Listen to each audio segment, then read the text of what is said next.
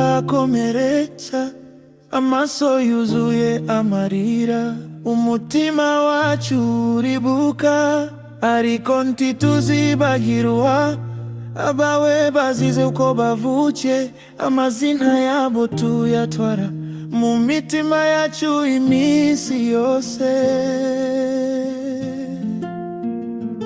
Hora Rwanda, impore igihugu cyacu, twibuke twiyubaka, tugende imbere tutikoma.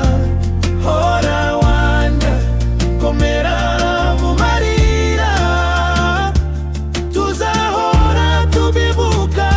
Hora Rwanda, komera Rwanda.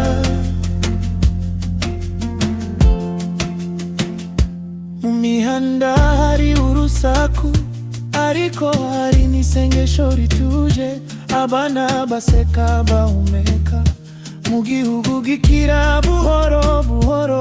Dufatanye intoki, dushabane, twiyubakire ejo heza, ntihagire usigaye inyuma, urukundo rutube igihango.